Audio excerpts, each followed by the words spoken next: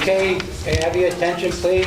Could we rise and say the Pledge of Allegiance? The flag is in the back corner. To our right. I pledge allegiance to the flag of the United States of America and to the republic for which it stands, one nation, under God, indivisible, with liberty and justice for all. Thank you. Before we start, I got a couple house cleaning things I like to do. I got something to read here, and then I got a request to change the order of the agenda around. In order that all citizens who wish to be heard before the board have such a chance, and to ensure the ability of the board to conduct the town's business in an orderly manner, the following rules and procedures are to be followed. During each regularly scheduled Board of Selectmen meeting, individuals or group representatives will be invited to address the board. The length of participation segment shall be determined by the chair. Speakers will be allowed 3 minutes to present their material. The presiding chair may permit extension of the time limit. Topics for discussion may be limited to those items listed on the Board Selectmen meeting agenda for the evening. Improper conduct and remarks will not be allowed. Defamatory or abusive remarks are always out of order. If a speaker persists in improper conduct or remarks, the chair may terminate that individual's privilege of address. If an individual is called out of order by the chair, the individual may be asked to leave the meeting room. Refusal to leave the room may result in the authorities being called.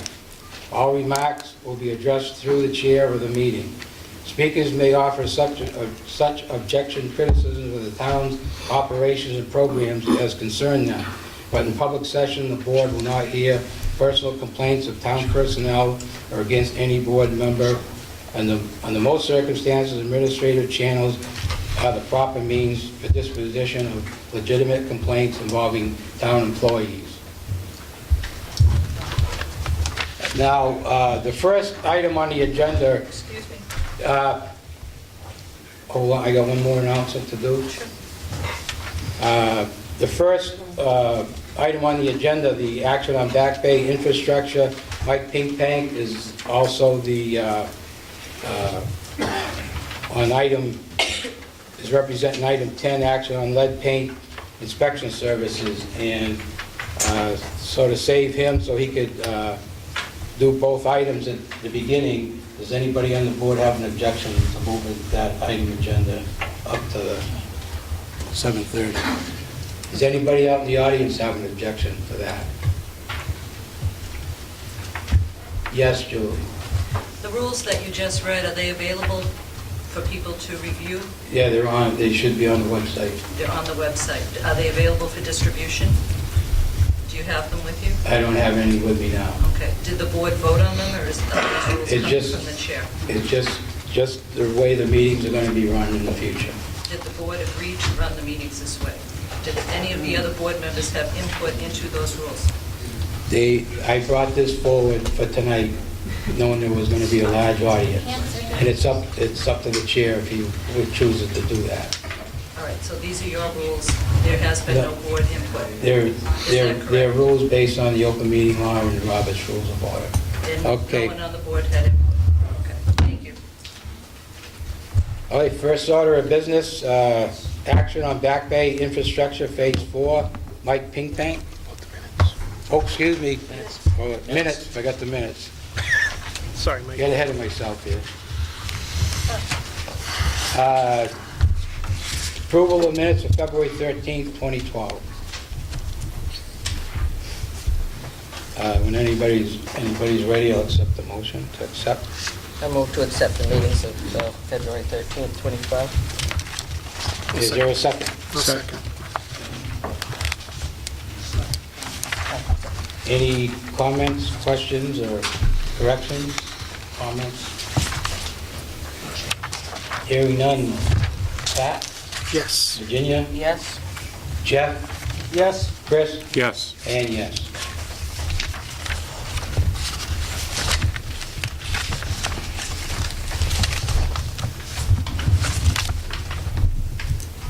Meeting minutes from February 16th, 2012. When anybody's ready, I'll accept the motion. Move to accept the minutes of February 16th, 2012. Is there a second? I'll second that. Any corrections or comments? Hearing none. Jeff? Abstain, I was not present. Okay. Chris? Yes. Pat? Yes. Virginia? Yes. And yes.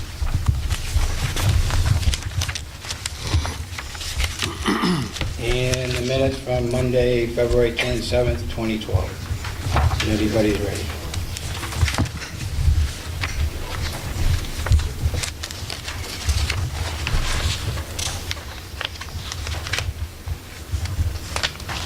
I move to accept the minutes of February 27th, 2012.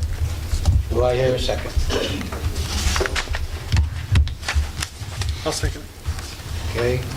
Any corrections, comments? Hearing none. Jeff? Yes. Chris? Yes. Virginia? Yes. Pat? Yes. And yes. Okay, now Back Bay Infrastructure Improvements, Project Phase 4. Mike?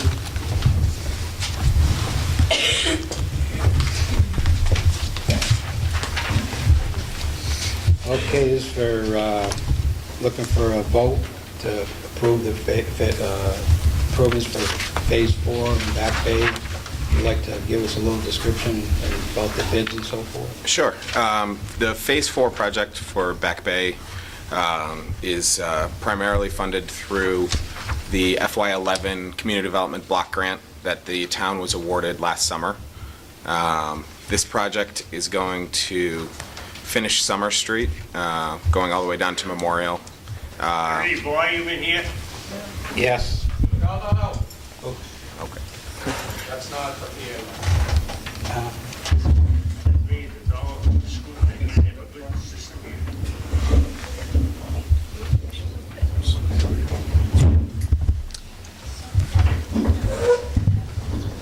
This project is going to finish Summer Street, going down towards Memorial. It'll rehab Mason, Cherry, and Columbus Ave in the Back Bay. Mason's actually going to get a sidewalk down to Forest. All the streets are going to get new drainage, water, curbing, and paving. So it'll be just like the previous phases that we've done back there. On February 16th, we received bids from construction contractors to do the work. We had 14 bids come in with a base price of ranging from $489, $831.70 to $872, $802. The low bidder was Boucher Construction out of Leominster. We've checked their references. Our engineer checked out their references, their quality of work. Bud and Ron also made phone calls on behalf of the town, and they checked out well. Leominster especially highly recommends them. So we have no doubt that in their abilities to do the job, and see no reason why we wouldn't honor the low bidder in this case. So what I'd like to do is ask the board to approve their contract of $489, $831.70. We have a total of $553,500 in FY11 CDBG grant funds set aside for this project, along with $176,600 in town funds. So there's ample construction money left. The only part of this project that Boucher is not scheduled to address is paving. In all the previous phases of work, the town annual bid for paving has taken care of that part of the work. Usually saves the town about 50% on the cost, so it's always been the way that we've done it. And so we'll be working with Bud to bid that out in the summer. Is you all set? Yep. Okay. You see on the second page, there's the wording for the requested action. Somebody's ready, they want to read that, and then we'll have discussion following. I move to award a contract to Boucher Construction Corporation of Leominster, Massachusetts in the amount of $489,831.70 for reconstructing the roadway, curbing, sidewalks, drainage, and water mains associated with Phase 4 of the Back Bay Infrastructure Improvements Project in accordance with the plans, specifications, and contract documents prepared by Watson, Weston, and Sampson Engineers Incorporated and issued for bid on January 25, 2012. Said contract award is subject to Boucher providing the town with evidence of insurance and of performance and payment bonds as stipulated in the contract documents. Would you like the chair to sign that? The award actually is going to be signed by the whole board. The whole board, okay. Yep. Is there a second? Second. Okay, does the board have any discussion? Penny, I guess you were I next. was just questioning, Mike, have you provided the board with all the credentials and all the licensing, like that they requested of the town, the senior center? Do they all have all those articles and Yep, and paperwork? I sent everything over as a, Okay, all right, as a so big we're all set. PDF. All right, thank you. Yeah, the Weston and Sampson handles the reference checks and everything like that, and they compiled bid documents in a, I think it came out to about 99 pages of, putting everybody's bids together and checking the numbers to make sure the written number equaled the Verify with numerical the value. licenses and Yeah, stuff. all that, yeah, all the Your licenses. insurance and stuff. Yeah. Okay, all right. Yeah, definitely. And it's a 100% performance and payment bond. When would construction begin? We're hoping to have a pre-construction conference in the next few weeks. I think tentatively scheduled for the 22nd. I haven't, can't remember off the top of my head, but that'll be advertised or at least posted. And then we're hoping to start construction in early April. Okay. It's usually contingent on when the asphalt plants open up. The other thing is to just make sure that you check with the schools for the buses. Oh, definitely. Yeah, and we'll also, I remember back in the first phase, we ran into a little trouble with the trash collection as well, so that's Yeah. definitely on the checklist. Thank you. Anyone else? All right, hearing none. Pat? Yes. Virginia? Yes. Chris? Yes. Jeff? Yes. And yes. Thank Okay, you. you want to go to item 10 here? And one other item on this, Okay. can you, I believe the contract documents themselves will just have a signature line for the chair. Would that require a motion for the board to authorize Well, it? yeah, actually- I was thinking the first part was the contract award is signed by everybody. Okay. In a Okay. couple weeks, I'll have the contract documents Okay. ready. So what is it? You want to sign just What do you need now? So the whole board is going to be signing the construction award. Okay. But the actual contract documents, once the contractor puts everything together, gets us all the information, I believe that's only going to be signed by the chair. You want that, So you want that motion now? that would be great. Okay. So once the contract comes in, you have the I would move choice. that the contract documents be signed by the chair. Thank you. Did I hear a second? Sure, second. Second. Okay, any discussion? Yes. Are the contract documents going to be reviewed by legal counsel before they're signed by the chair? Yeah. Anyone else? Okay, hearing none. Jeff? Yes. Chris? Yes. Virginia? Yes. Pat? Yes. And yes. Okay, this is on the award recommendation for lead paint inspection services.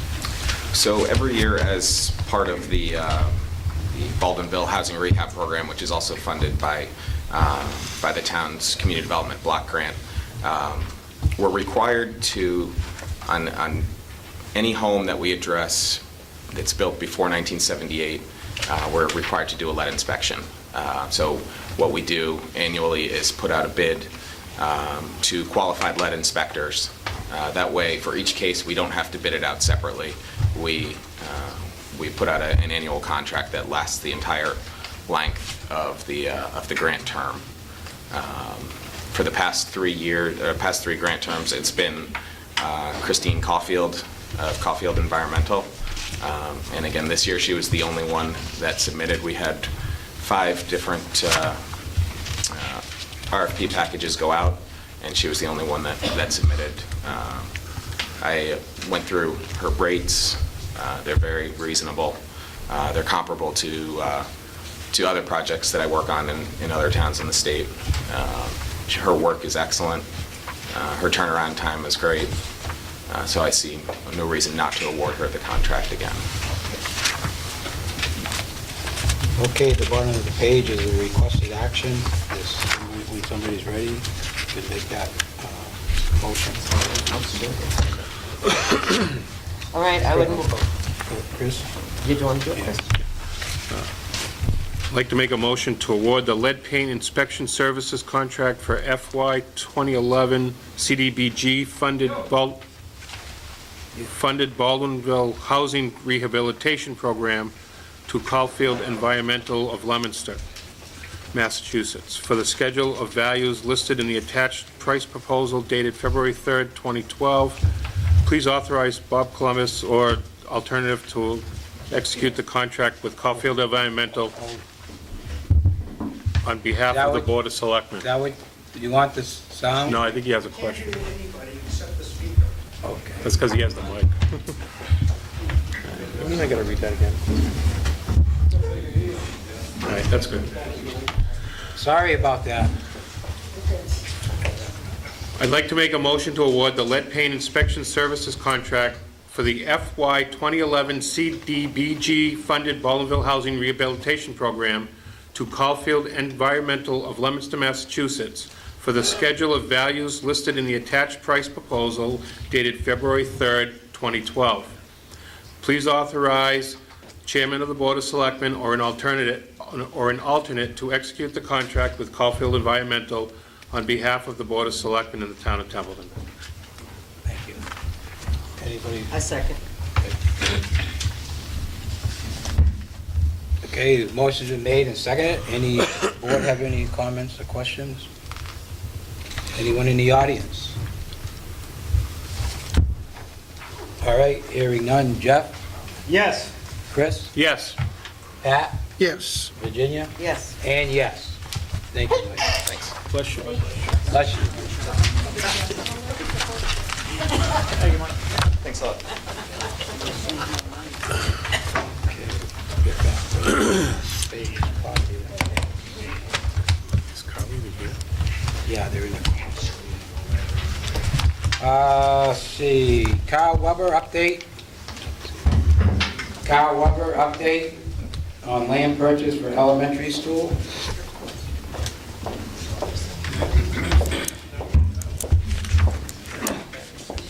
Good evening.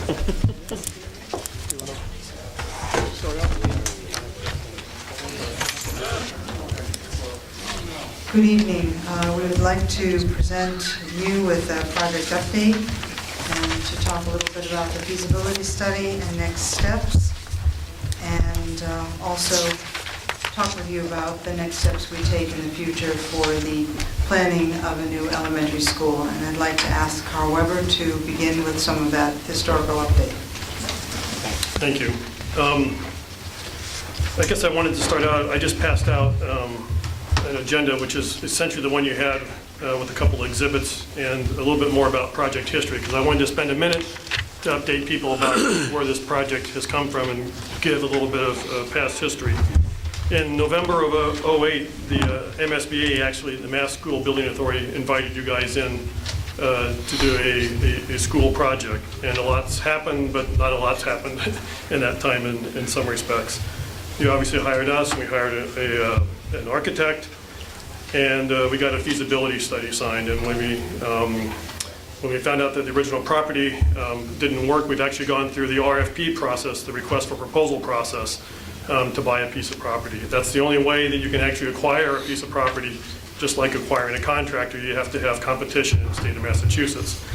And if you notice, we've been through this process 4 times now, once in August of 2010, again in January of 11, in July of 11, and then a final RFP in October of 11, so not that long ago. But I think we've kind of exhausted, at least to date, those properties that we've found to be viable, possible solutions. This process has gone on longer than we expected and longer than the MSBA expected, the Mass School Building Authority, once again. They've actually given us an extension to June of this year to kind of make some headway. And we're hoping that we're at a point that we can actually do that now.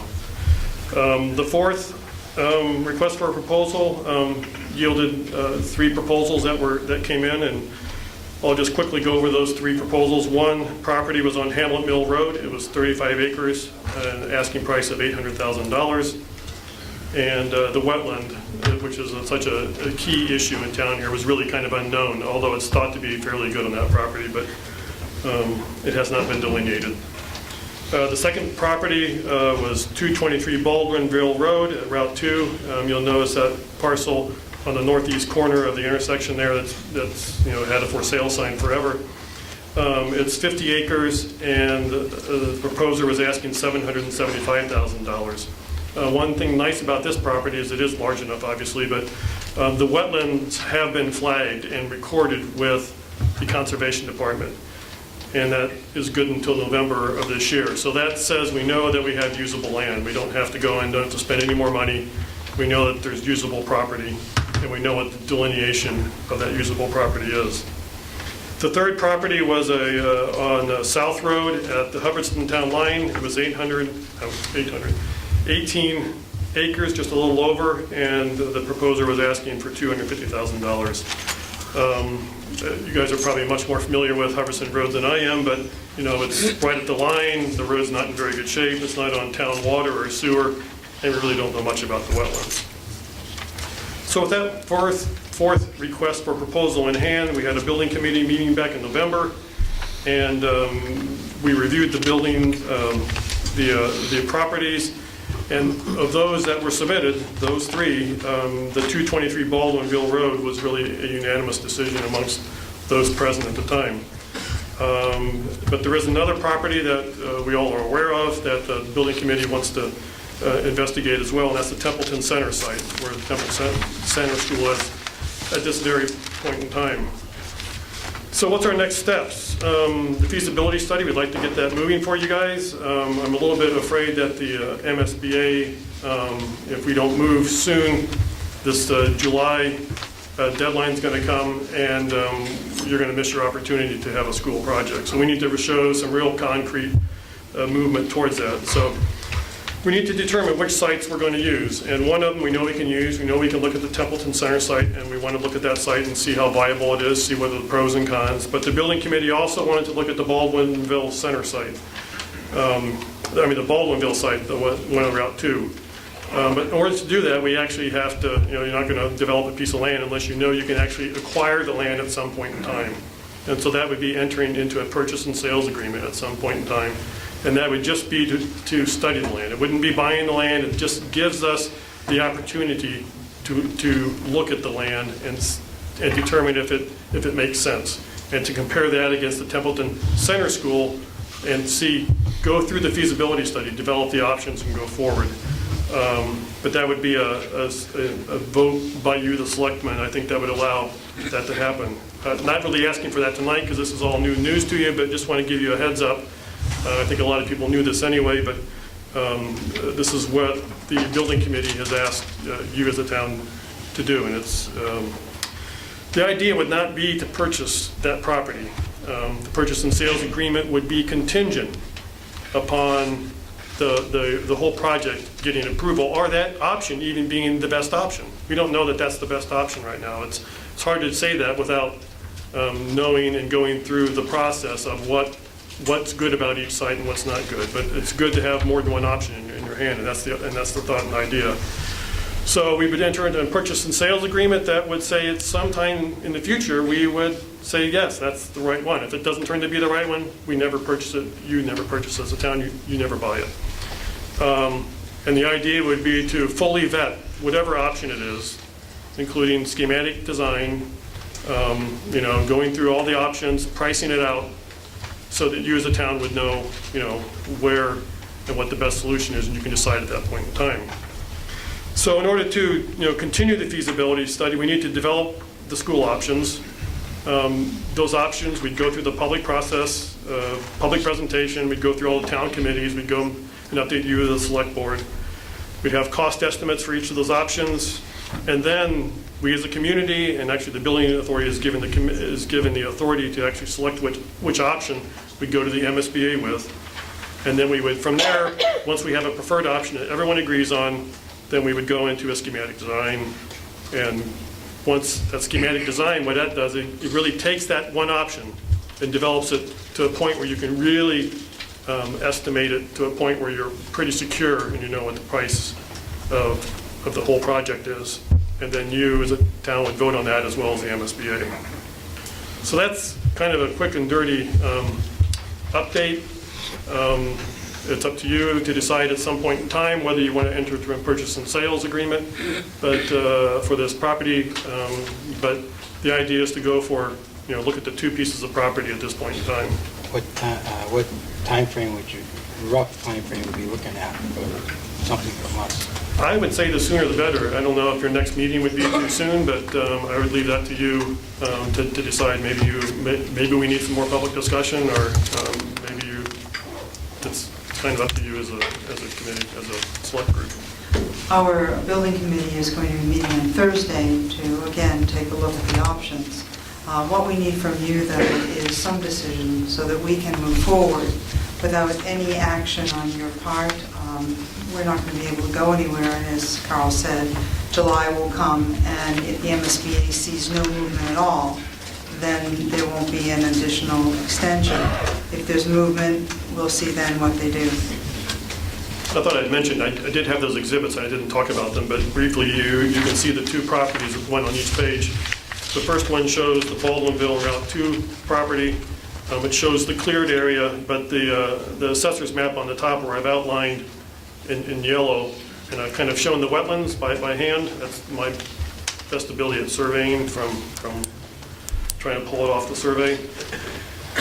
So it kind of shows you, what's available to build on for anybody who wants that piece of property. And then the second exhibit shows you the Templeton Center site. I don't know if does yours show color? I think it does, doesn't it? Yeah. The yellow number 1 is the site that the school currently sits on, and another piece of another parcel right next to it, parcel number 2, shows the Templeton Police Station. So you got two parcels that are right next to each other. Could you somehow combine or use those? Is yet to be determined or thought about. But those are two parcels that are contiguous that the town does own that could be utilized for a new school. How much acreage is there? That's 3 acres on the parcel that's labeled as 85, and that's on the smaller side of what one would want for a school, but they do it in Boston all the time, so it's possible. You just may not get everything you want, but that's what you'd want to look at in the option development. We would only be concerned with that site as to whether we would have a 3-story building in a rural community. In addition, we would need to make sure that there's enough parking, and that if we have that site, that we also have places for student recess and for fields, and that is the concern for that one. Chris? The Templeton Center site, does that include taking the playground area? Well, we don't know yet. Okay. Obviously. Well, is that in the highlight here? Yeah, the highlighted there, you see that on the left, there's that little nub that sticks out towards the town center. That's actually where the playground area is, and you can imagine that there's the road that goes through there as well. Right. So, Yeah, the piece on Baldwinville Road, was there a problem with the ownership of that? I mean, the Baldwinville property? Yeah. I don't know if there's a problem with it. It's under, it's bank owned at this point in time, and the bank has offered it to the town for that price. Now, we haven't signed an agreement, so I would say, we're not there yet. Jeff, did you have something? Yes. On the feasibility study, the search for land and stuff, is that reimbursable through the MSBA process? It is not. The MSBA assumes that the town would have a parcel. They do not participate in the purchase of a property. Also, there's an invoice from SBS, your company, in the selectman's office today, and it says expended so far, it's $145,000 and some change. I'm not sure. I don't have the exact figure. Do you know offhand what the majority of that has been spent on, and or is there a report available so taxpayers can see what has been spent and what part of it is reimbursable and what part? Yeah, I don't have that off the top of my head, obviously, but I could definitely get that for you.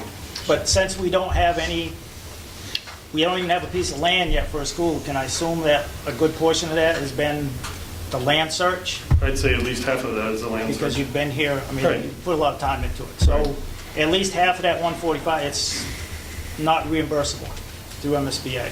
Is that correct? That portion that deals with the land, either purchase or acquisition of, yes, is not reimbursable by the MSBA. Thank you. Sue? Going back to Virginia's question, I thought she was correct in recalling that when those bids came in, the bank did not own that property that they put the bid in on, and I believe New England Wood Design is still the owner of record and not the bank on that parcel. Technically, you're probably right that they probably do own the land, but the bank is the first mortgage holder on the property, and they can, I guess, get to it rather They quickly. don't own it, so what right did they have to put a bid on, put a proposal in? The proposal was written so that somebody who is either owner or has the majority stake and can acquire ownership of that land directly. And we're spending all this time and energy and money on something we don't even know. And who's going to sign the purchase and sale? He is, Northeast Wood Design is still the owner of record.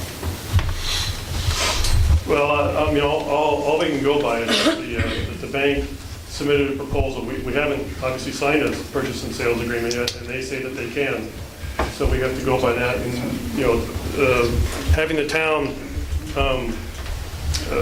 say they want to enter into a purchase and sales agreement, obviously you have to get lawyers involved, and they'll work through that. I think that would have to be done before anything is signed, right? To see who definitely is the owner. Yeah, I mean, it would be done during the process. One more, Sue, and then there's other people, so No, I know. one I just more. want to follow up with giving them another thing to look at. Recently, my office became aware of that, I don't know if anybody remembers that, this back at the Acts of 2009, I can't remember what chapter, which if the town responded within 180 days, we get first refusal on the Templeton Developmental Center land before reuse or any sale of it. Right, Jean Fountain from, when she worked in the selectman's office, remembered that letter being written. So I'm just kind of throwing out the possibility of maybe some land up there. I mean, if we're going to lay out, again, more than the land is worth, I'm sorry, I just have a problem. Way in the back with the, Mr. Chairman, a couple of comments. When proposals were first sent out, people were told that you needed a minimum of 17 acres in order to build this complex. Now it appears that you're willing to settle for 3 or less. There's a bit of a credibility issue there. The other thing is, I think if you try and construct that building in Templeton Center, you're going to find there's a lot of resistance. There was an earlier proposal to put a town hall there, fairly recent proposal, and that came up with a lot of resistance. thank you. You like a comment? Well, I just comment on the size of the parcel that was requested. Now, it's been more than a year, but I don't think our RFPs have changed that much. And I think the minimum that we were really looking for in the first RFP was 8, and that was kind of considered undesirable. But we asked people if they can, that was kind of the minimum you want. You really kind of want a minimum of 10 to 12 to fit everything on: parking, bus drop-off, parent drop-off, playgrounds, hardscape, and everything associated with the school without building a monstrosity, and that's ideal. But obviously, there's a lot of urban areas that build them on much smaller areas, and they're done very successfully. We don't know, we haven't studied it well enough to really say what would fit on the Templeton Center site and what it would look like. And that's what the feasibility study is supposed to do. It's supposed to tell you without guessing, because there's a lot of what ifs that we could talk all night about, but it's really hard to say what would happen. And the idea is to go forward and to try to do something. If the town doesn't decide to do something soon, you're going to have to resubmit a statement of interest at the MSBA. I was going to say, in addition, I think we're looking at the Templeton Center as an alternative because there's been resistance to other pieces of land, so that's one alternative. I think in talking very informally with the architect, it would definitely be a 3-story building. And that would be, as Carl said, as we do the investigation, the town would have to decide, do you want a 3-story building in an area like that? And do you want to have a minimum amount of parking and very little playground space? Or do we want to go and look for the piece of land that's going to much better fit a school, parking, recess, and then also provide the town with other possibilities such as recreation and hiking, and perhaps in the Baldwinville site, some other possibilities for building for the town. So certainly we don't need all the acreage that's there, but there's also a vision for what might be there. Yes, ma'am. Sorry, Chair and Board. I think that if there is going to be any type of a decision on a school, it's till July. You don't really need to do anything in the next week or 2 weeks. But I believe if you ask the citizens of Templeton, I don't know if they're going to want their children going to a grammar school next to Route 2. I don't think that that's safe. Okay, thank you.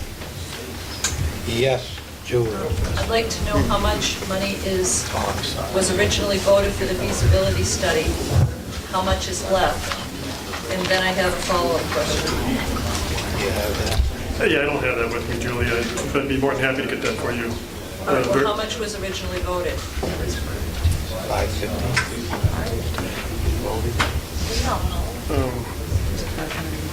If I remember right, it was around 550. $550,000. So $550,000 was originally voted, and we've spent $145,000 out of that $550.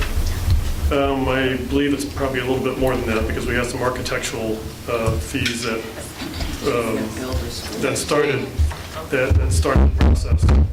So we don't know how much we have left in the feasibility. Well, we do, but I don't have that in front of me at this point in time. Okay. My follow-up question has to do with the purchase and sale and going out for it without at least being brought forward at a town meeting vote. A purchase and sale contingent, okay, on approval of this, that, and the other thing. We seem to have a bad history of that in town, the most recent project being 252 Baldwinville Road. That purchase and sale was contingent on a clean 21E. We have yet to see the full 21E done on that property. So I would urge the board to be cautious in entering a purchase and sale agreement without a vote by the town. Thank you. Virginia? My other question is, because of the zoning, have we looked into the fact that right in Templeton Center, they're going to allow a 3-story building? Well, this is all something that has to go through the process. I mean, it'd be great to be able to say yes, definitely one way or the other, all these issues, but zoning restrictions are things that are definitely going to have to be looked at, setbacks and whatnot. I think as we go to the planning board. Again, the Templeton Center option was something that came up at the meeting because there seemed to be a lot of resistance to any of the properties. We've gone out for properties 4 times. And at this point, we're getting repeats of the same properties we had before in some cases. Lots of wetland and very few properties that fit the bill for what we need. So several people recommended that we look at that as an option. That's not necessarily the one that we feel is the best. The committee voted to have us go and negotiate with the bank and come back with some details, which we've started. Thank you. Penny? I just had a question about, I know Sue has indicated several times there's been several foreclosures, and it seems like a mass exodus out of Templeton. Isn't that impacting the number of students who will attend either currently or in the near future? Would that impact the population? It, according to the NASDAQ enrollment data, it would. That goes out for a number of years, but that doesn't cover the lifetime of a new building. So while that may have an impact for the next 5-10 years, we really don't know what's going to happen economically. We still seem to be gaining school choice into our district, and we want to be able to build that building so that for the next 50 years we are able to accommodate 600 children that we've contracted for with the MSBA, or they've given us opportunity to house. I'm afraid if we're short-sighted and we build a much smaller school, or we look for a smaller plot of land, when the economy gets better and things on the board get built, we won't have the capacity. I just thought I'd add real quick that the MSBA and the school district have already agreed on an enrollment number, and that's pretty much what we're building to. And the enrollment number throughout Massachusetts, when the MSBA has done their studies, has showed a declining population in almost every district, and that's what they're planning on. They don't want to build any more than they think is required, so I think the number here is roughly the same, that they actually showed a declining population base. So 600. Virginia? Sorry, we go to somebody else. Okay. Bob? Yeah, when I first signed on to the Ballinville Road thing, we were going to regionalize with Phillipston, and now I understand that's not true. Ballinville Road just doesn't make any sense to me. What I want to know is what the commercial value of that property would be and what we would be taking off the tax rolls. Well, I don't think you can answer that. Phillipston has not been involved in the building of this school for a number of years, certainly since I've been here, which is over 5 years ago. They have not been involved in it and have not since that time. This would be simply a Templeton school. Okay. A couple more, and then we have other items. Julie, and then you'll be the last one. We're talking about enrollment, so what is the projected number that this school will be built for? 600 students, and it would be handicapped accessible, so that we would take back any children who are presently in Phillipston who need that. Right now, there are no schools in Templeton that have handicapped accessibility, the elementary schools anyway. Can you tell the grades, too? Yes. The grades are going to be pre-K through 5. We are going to bring back the 5th grades, take them out of the middle school, thus giving the middle school the space it needs desperately, and bringing 5th graders back to the elementary level, which is really where we feel they ought to be. And Well, I was just a little concerned about them speaking on future economics. The future here in Templeton aren't looking so bright, so I don't know if she should be speaking on future. that's, Yeah, it's a NASDAQ enrollment feasibility that they do every year for us. yeah. Virginia? I was just wondering, we went over very quickly the Hamlet Mill Road and said that the wetlands are undetermined. Why did we not want to look at that anymore? we've actually gotten that piece of property with all 4 of our RFPs submitted. I believe the first time it was submitted for $1,100,000. At that time, it was deemed too expensive. The location wasn't as desirable as others, like the Baltimoreville property, which is more centralized. the Baldwinville Road property. It's on the border of Gardner. And there's town sewer only across the river. So there's some things that are kind of and I'm kind of paraphrasing for the building committee. And even at $800,000, the building committee has thought that it seems too expensive for the location and the amenities that it has available. Okay, one more and then we'll have to move on. Sir? How many kids a year go into 7th grade? You're talking about 600 kids here. Is it anywhere near the number that you're entering into the higher grades? I'm not sure. Give you a better idea. Whether it's too Oh, small. I- To the 7th grade. I don't have the exact numbers with me. I can always get those for you. I don't know what we're doing this year. I'm not sure. But when we looked with the MSBA last year, and we looked at the projections, and they look at all the projection studies. They have their own, plus they look at the NASDAQ studies. What is projected is what they go on, and they take into account not only birth rate, but the economics, the area in which this town is, and many other information based on kind of community. They came up with that. We certainly are pleased with the 600. And we wanted the pre-K through 5, and we did get that. So they go based on a formula that they use all over the state. Okay, thank you.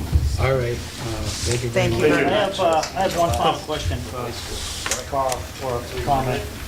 I found my copy of your invoice.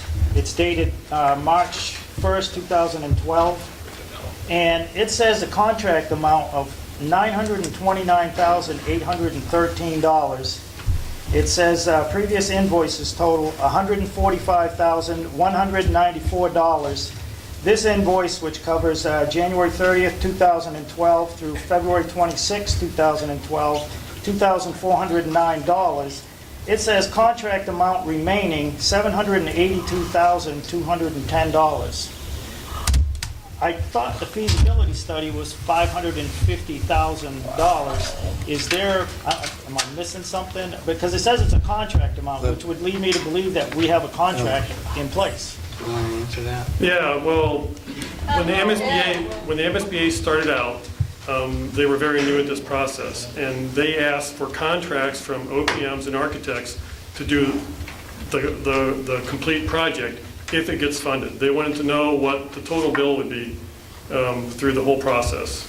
And so that's what we gave, and at that time, that's what we signed on for at the time. The feasibility study, if you notice, the first one didn't get signed until June of 2010, when we finally came to agreement with the MSBA. That was after we were actually hired. And the MSBA, through the process, decided that projects were changing so much that they actually were only, from conception to where they were ending up at, and during the auction process, that they only were funding, the very initial part of it, or the feasibility study. And so they no longer ask for that contract up front. But we do have a contract that's signed for that amount. But obviously, if it doesn't get funded, we're not going to. But there's a signed contract obligating the town for that amount of money? There is a signed contract with us. For that amount of money. $1 million. Only if the project gets funded beyond the feasibility study. I don't know if you could answer it, but I have a question. If you've signed a contract for money that you haven't made available, it's almost like the town is committed to money that hasn't been appropriated by the town meeting vote. That's my big concern. Well, that's, And I know. I know That's that's fine. not your spot, but that's my question. Okay, Thank you. Thank you very much.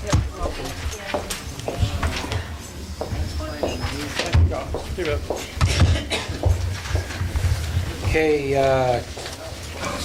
Kent Songer, Superintendent, and discuss the lagoon update and payment in lieu of taxes. Kent?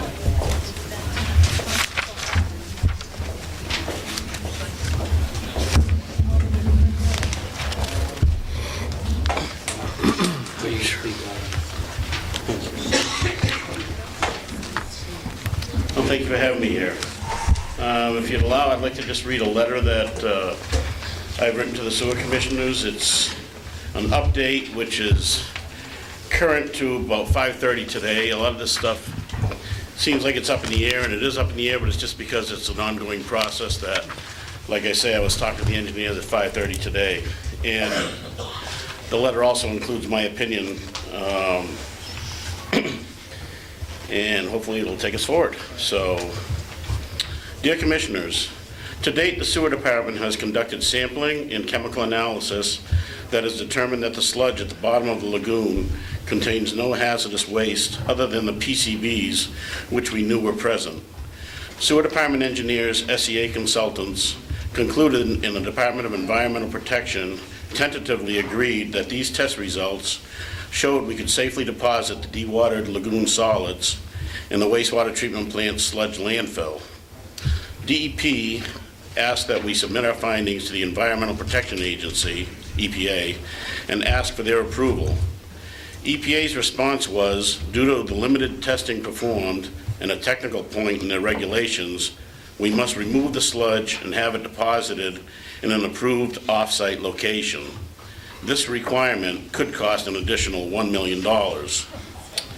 The sewer department, after consultation with SEA, objected to this recommendation, and EPA last week countered that they want to have an additional $150,000 worth of sampling and testing done, and then $150,000 engineered plans for the lagoon decommissioning completed before they will review and approve or disapprove the plans.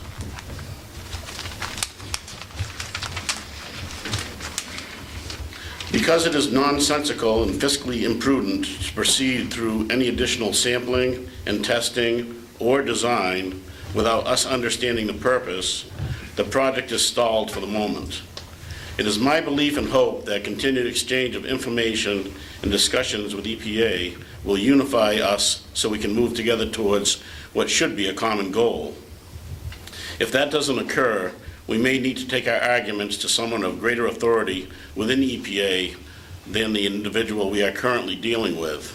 If that comes to pass, it would help ensure success if all requests were made from both the Board of Sewer Commission and the Board of Selectmen.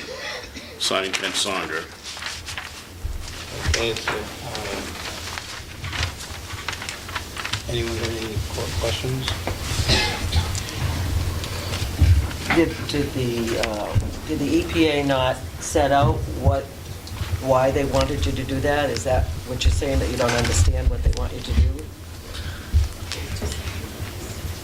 We think we know the direction they're going in, but without clear direction as to what the results will tell us to do, then we don't feel confident moving forward.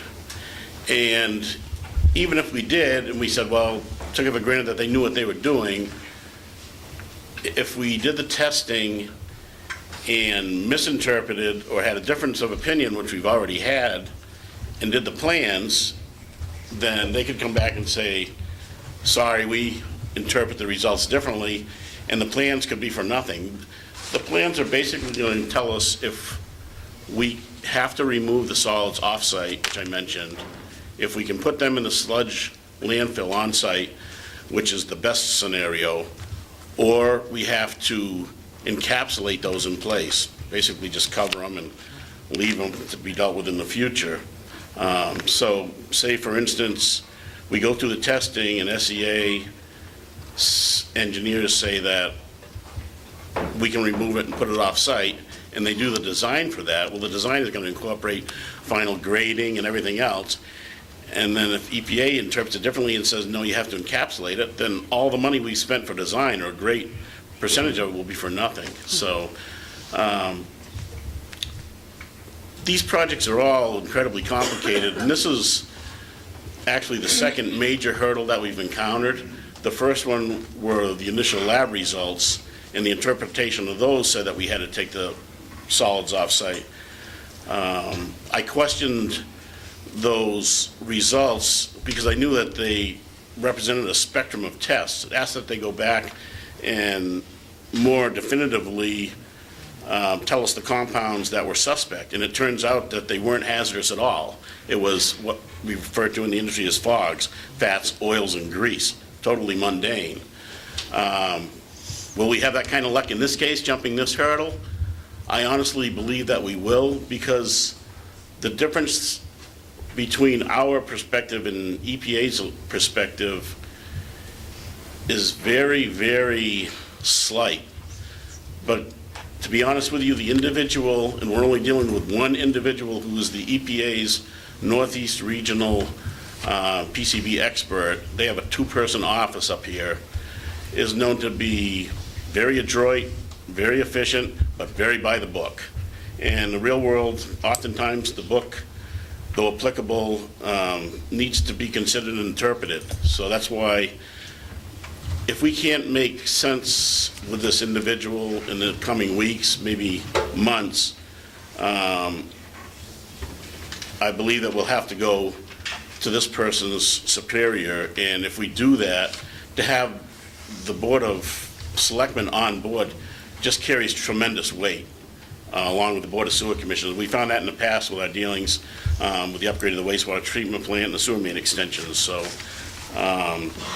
and I know this is a lot to digest. If you have any questions, always available for phone calls or to come meet with you. Yeah, we'll have to get together here and form a game plan, I guess. I would agree that it would hold more weight if you had, the whole body doing this together.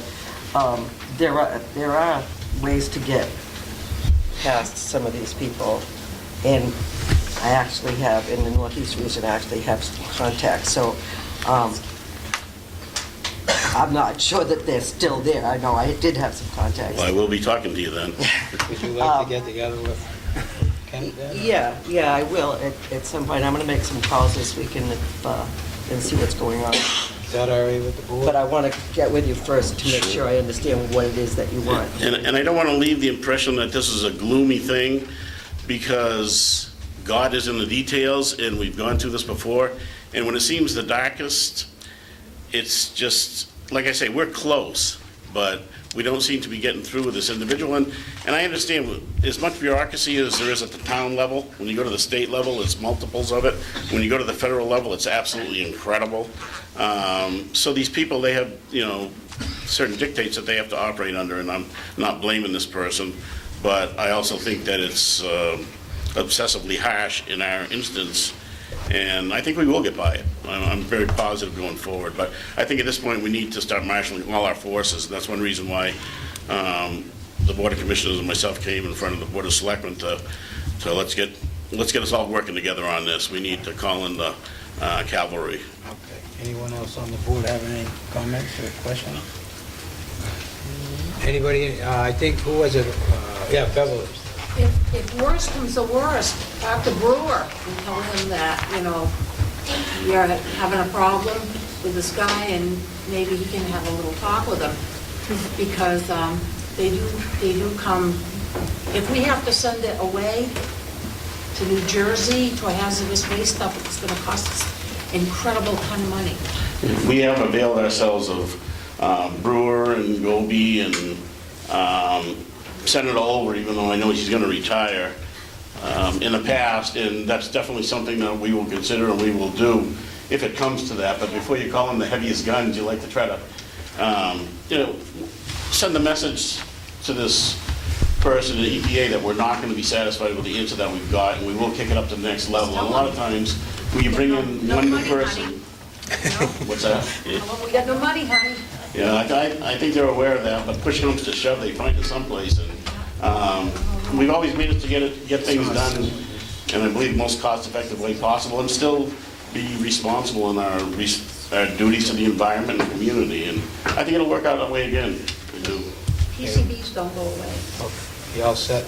You all set, Bev? Yeah. Sue, I saw Sue. I just had two questions, Michael. One was, is there a deadline to when the lagoon has to be commissioned? Did DEP give you a date that it has to be done? DEP kept bringing up the topic of deadlines when we met on site at the wastewater treatment plant, and every time they brought it up, I said, Don't talk deadlines, let's talk a schedule.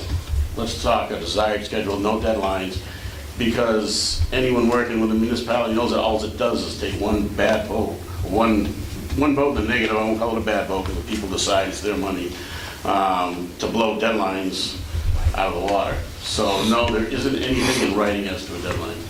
Okay, and my second question is, you're talking about PCBs and putting them in your, what did you call it, your landfill? It's a sludge monofill. And where is that landfill located? Right adjacent to the wastewater treatment plant. Okay, and what's the danger of any of that if they allow you to do what you're doing, of that leaching into or going into wherever? With current scientific understanding, there is no danger of it. There's already concentrations of PCBs equal to the concentrations in the lagoon existing in the sludge monofill. PCBs, by their nature, are very stable compounds that are not water soluble. That's why they use them in electrical transformers, because they can stand up to incredibly high temperatures and not break down. So in addition, they tend to bond very readily with soil.